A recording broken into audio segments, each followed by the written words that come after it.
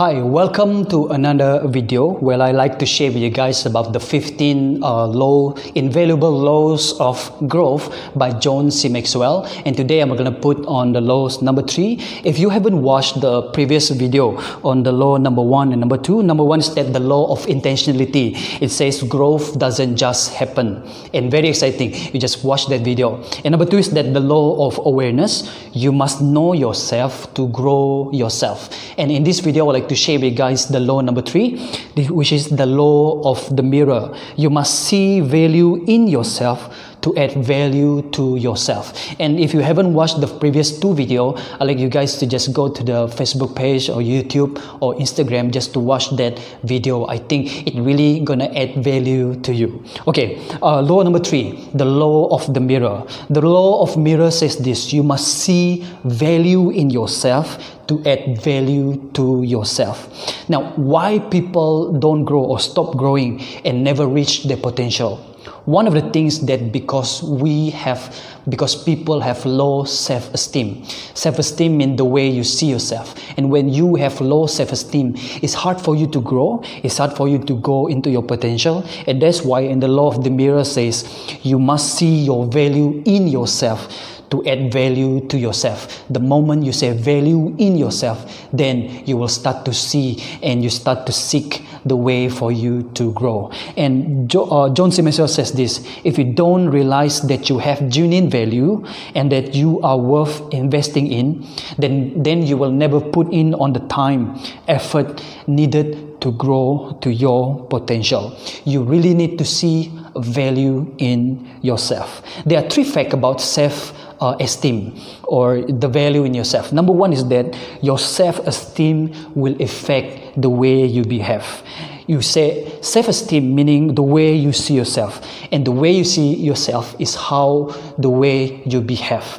And for example, if you want to learn to play guitar or play ukulele, for example, if you have low self-esteem, you mean you see yourself as someone who don't know how to play guitar, and that is the way you behave. You see, you put in your mind, you say, I don't know how to play guitar, I don't know how to play guitar. And the moment you want to play guitar, your mind already says that you don't know how to play guitar. And that is how your self-esteem affect the way you behave. And any behavior that we have, most of the time we can attribute to what do you see yourself?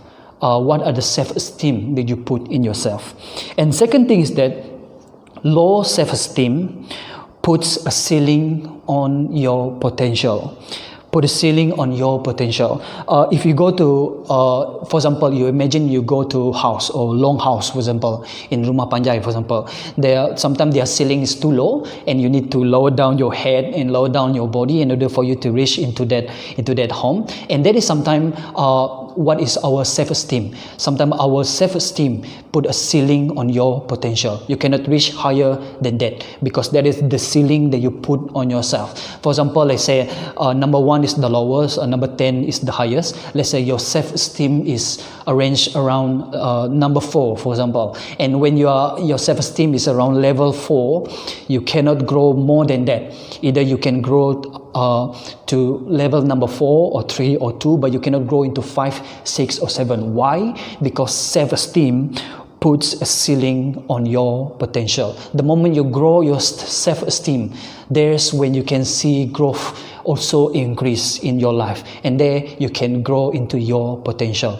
You need to look at your self-esteem. And number 3 is that the value we put on ourselves is usually the value others place on us. This is look at the people around you. Look at the people surround you. What value do they project on you? How they treat you? How do they see you? And sometimes we tend to catch up what people see about us. We catch up what people value about us, and we want to put it in ourselves. And that is sometimes we gain our low self-esteem because we want to get about what people think of us, and that is how we measure ourselves. And that is not meant to be. You see, it's probably easy for me to say, but this is true. You don't have to accept what people says about you. You don't have to be what people told or expect you to be. Be you. Be yourself. And as a Christian, I really have advantage whereby I look at God and what does God sees about me. And when I look at the scripture, I'm created in the image of God. Jesus died for me, and also I'm a redeemed sinner. When I believe this about what God says about me, what God put in me, how God value me, there when I put myself in high value. And sometimes the people around us usually give the value to us, and sometimes we tend to absorb what people says about us, but that's no need to be. You don't have to be what people expect you to be. You need to be yourself.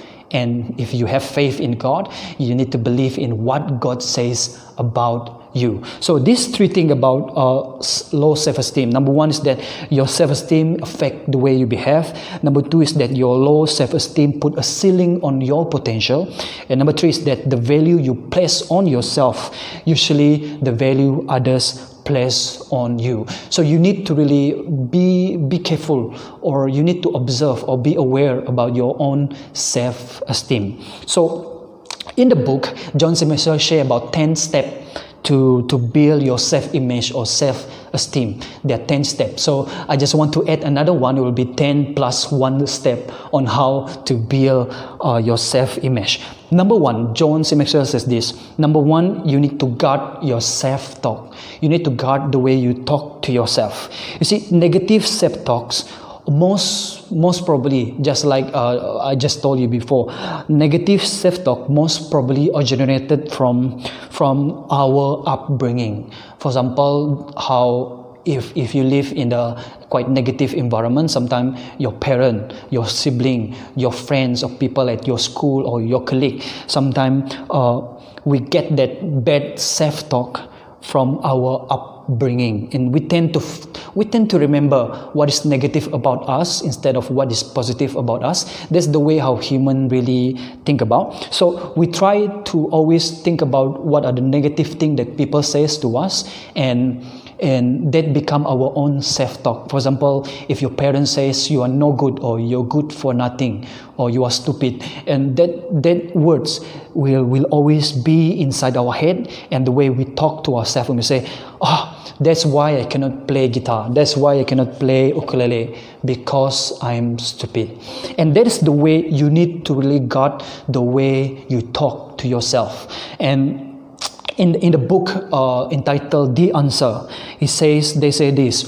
They make a research and they say this: when a teenage, after they reach into 17 years old, they calculate on average they will get 150,000 no. 150,000 no, in comparison to like 5,000 yes in their lifetime. This is in average.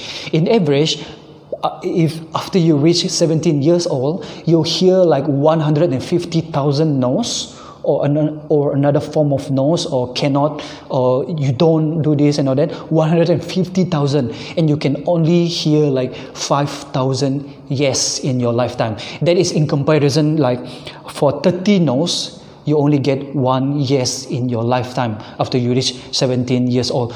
No wonder we are negative. No wonder we are so negative, because it's like 30 times negative words that we receive more than the positive word. So as you see this, you need to guard your self-talk. You need to talk to yourself about, every time you say, no, I'm stupid, I cannot play guitar, or I'm stupid, I cannot read books, for example, you don't say that to yourself. You need to guard the way you self-talk. You say to yourself, I'm smart, I can learn this, I've learned this before, I've learned and I have succeed, I've played guitar and I succeed, I have drive a car and I succeed, I have practiced cycling and I succeed, I can do this again. So you got to put back your negative self-talk into a positive self-talk. Even if nobody gonna encourage you, be your own encourager, be your own encourager, be your own cheerleader.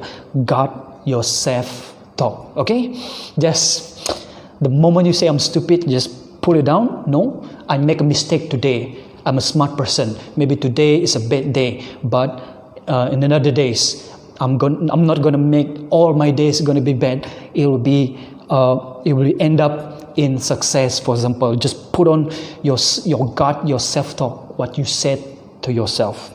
And number 2 is that you need to stop comparing yourself to others. Stop comparing yourself to others. You see, when we compare ourselves to others, you either have to respond.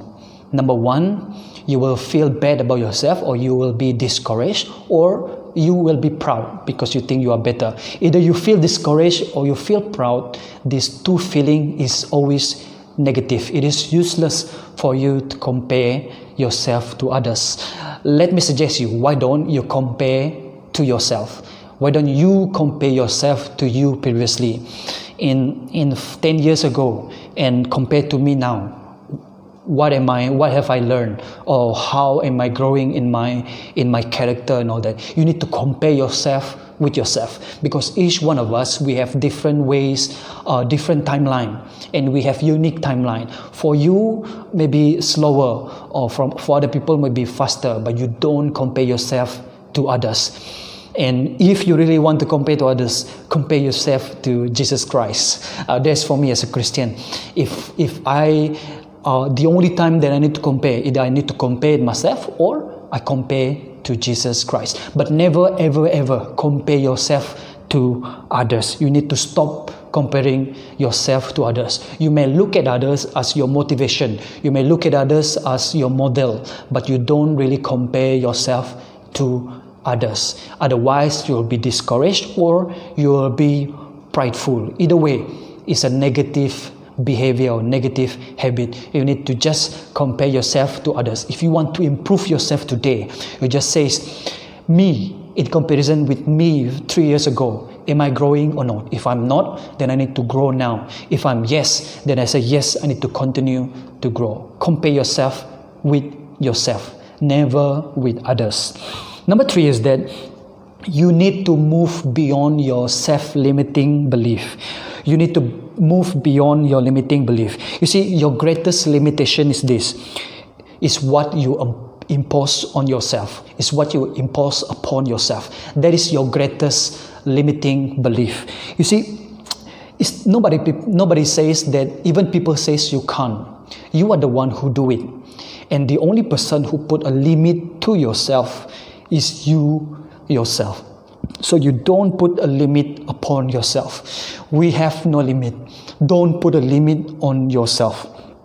You see, Henry Ford have this saying, or maybe a tribute to Henry Ford. It says this: if you think you can't, or you think you can, you are right. Or if you think, or if you believe you can, or if you believe you can't, you are right. What it means is that if you think you can do it. If you think you can't do it. This is more than just positive thinking. I'm saying that sometimes we put a limit to ourselves. We need to, don't put a limit to yourself. You can do this, you can run this.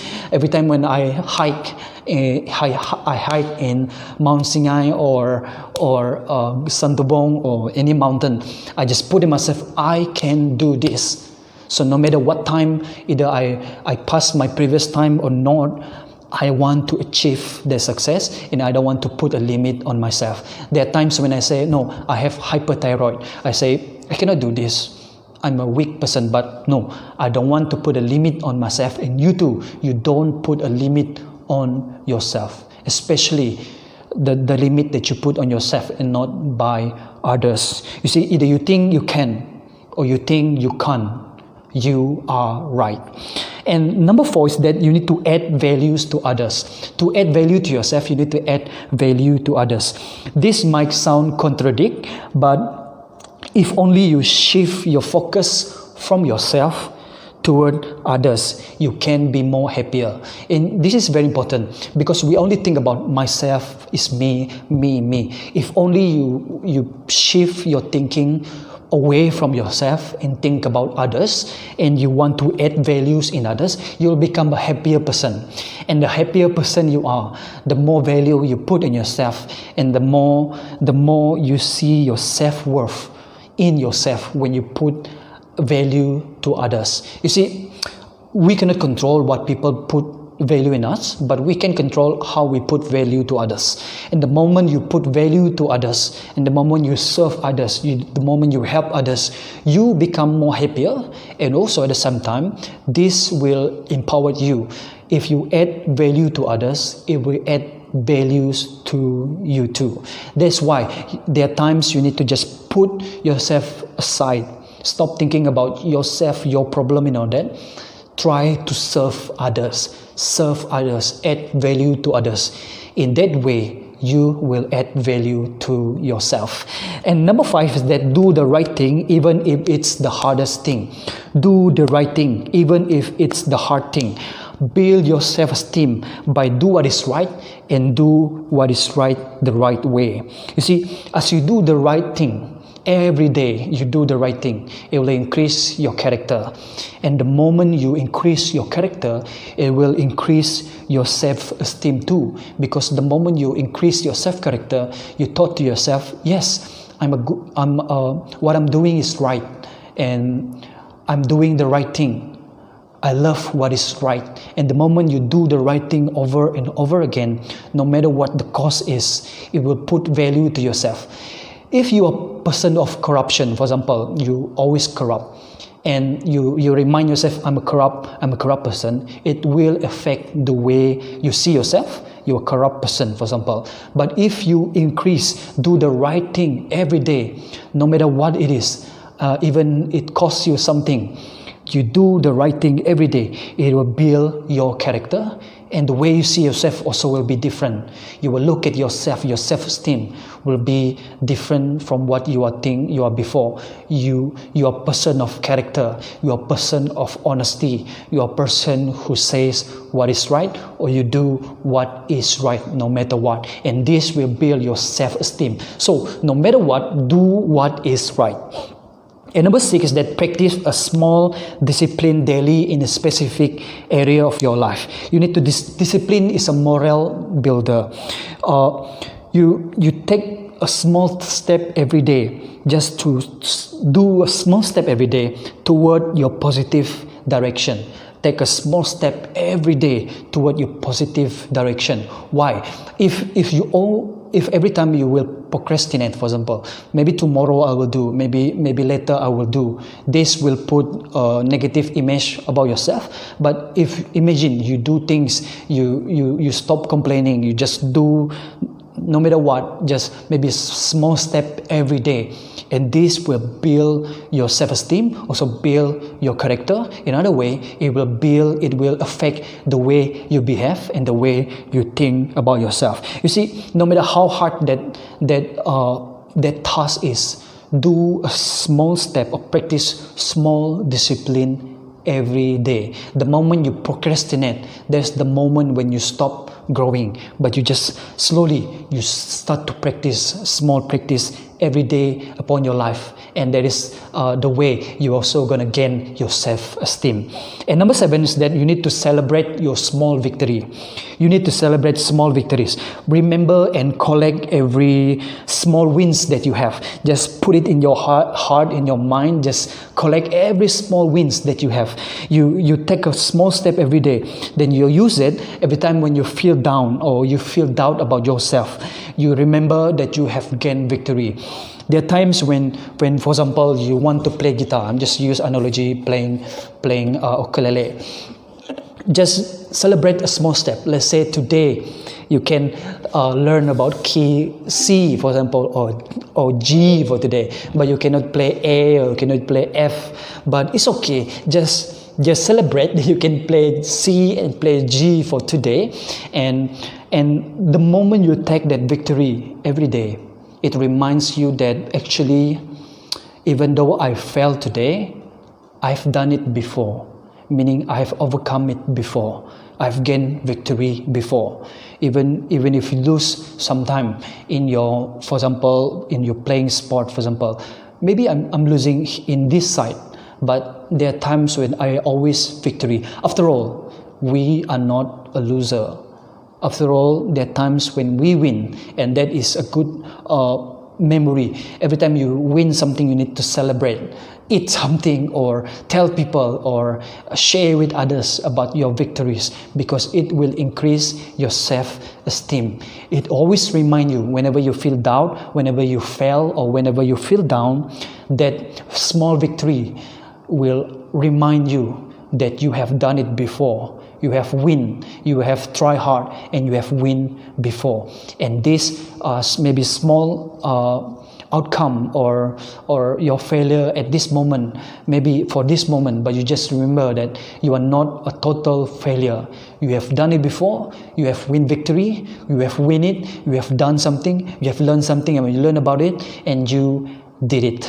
So just celebrate any small victory and keep it in your mind, so that it will become your positive drive to know that you are not a loser, but you have done it before and you have win. And number 8 is that have a great vision based on what you value. Have a great vision based on what you value. What I value is God's words, and so I create podcasts. So I do a podcast series on the Gospel of Matthew in Bahasa Malaysia, because my value is God's words, and my vision is that so people may know and love and worship Jesus as Lord and Savior. And that is my grand vision. And whenever I have value, the things that I value in my life, the moment I put a great vision on it, it will drive me into purpose. It reminds me that I have purpose in my life. This is what God called me to do. And the moment I have great vision in what I really value in, I do it every day, and I do it every day. It will increase my faith. And just what are the things that you value? And you, for example, you have great value about your knowledge. For example, you read books and you great value in your knowledge. So what happens is that you put a greater vision on it. You say, I want to learn this subject so that I can teach people, so that people can also grow like me. So whatever you value now, put a great vision on it. It will drive you to have a person with purpose, a person with a mission, with a goal. And this will increase your self-esteem. And number nine is that practice one-word strategy. In the book, John C. Maxwell read a book about this one-word strategy, whereby you ask yourself, if you could pick up one word to describe yourself, what would it be? What is one word to describe yourself? For me, I like to think of me like King. I like to think myself as King Richard the Brave. You know, influenced by Narnia, I know that. So one word for me is brave. So in that one word about myself, Richard the Brave, or I am brave person, I grow into that character, or that one word that I tell about myself. Every time I say, wow, Richard, you are brave. And when I look at picture, for example, I look at lion. Lion is my favorite animal. So that one word strategy is that you use that one word about yourself must be positive. You think of yourself like beautiful, love, or faith, or calm, or intelligent, or smart. You use that word to describe yourself, and you remind yourself every day, this is who I am. I am the brave. I am the courageous person. And that one word might change the way you think yourself. Choose one word to describe you. Choose one word that is positive. Don't say that I'm a depressed. No. Use one word that is positive to describe you, and from there you grow into that character. And number 10 is that this is easy, but take this is easy to say, but sometimes it's hard for certain people. Number 10 is that take responsibility for your life. You take responsibility for your life. I like to recommend books by Jack Canfield, the Success Principle. And the first principle says this: take 100% responsibility of your life. And that is very important. If you're a person who takes responsibility, this will increase your self-esteem. And what it means also, just because people say that you are a bad person, you don't take that word or value from others. you take responsibility for yourself. You cannot say that I am what I am because of my parent. Maybe when you're a kid you can say that, but as you grown up you cannot say that. You cannot say you become who you are because of your parent. You make the choice. You must take the responsibility. You're the one who make that decision. So don't blame other people. Even in the mess in your relationship, for example, it's always part of us who also influence in making that decision. It's not just the other person. You must take responsibility for any of your bad or good choices. Take responsibility of your life. Stop blaming. Stop complaining. Stop giving excuse. Stop whining. Man, I cannot stand when men whining. Stop. Just take responsibility of your life. And number 10 and number 11, this one is I added to the step that John says. Number 11 is that change your circle of influence. Just change your circle of influence. What I mean by circle of influence, that most of the time we get our value from those who are close to us, like our family, friends, colleague, or school. There are times when we don't have any choice. For example, we cannot choose our parent, but we can choose our friend. We can choose who we hang out with. But maybe so what I suggest to you to do is that you decrease your time with people who bring negative vibe or value to you. Just decrease your time with them. Decrease your time with negative people. If you really can, you just go and spend a bit time, then just get out from that place, that bad vibe or environment, and increase more time with people who are positive, or people, let's say you want to grow, you increase your time, hang out with people who also want to grow. Look at their video, watch it, what they do, learn from them and all that. So you need to change your circle of influence if you want to increase the value on yourself and also your self-esteem. See, you need to change. And you need to make the decision. You need to take responsibility of your life. And there you go. There are 10 plus 1 steps of how to build your self-image. Number 1 is that guard your self-talk. Number 2 is that stop comparing yourself to others. Number 3 is that move beyond your limiting belief. And number 4, add values to others. Stop thinking about yourself so much. Add values to others. Number 5 is that do the right thing even if it's the hard thing. Number 6, that practice small discipline daily in a specific area of your life. And number 7 is that celebrate small victories. Number 8, have great vision based on what you value. And number 9, practice one-word strategy. And number 10, take responsibility for your life. And number 11, change your circle of influence. You do this, then you see your value in yourself. Until we meet again, and action plan I'm going to share with you guys in the caption or in the next video, because I thought that it's now 28 minutes. So the law of the mirror, you must see value in yourself to add value to yourself. Until we meet again.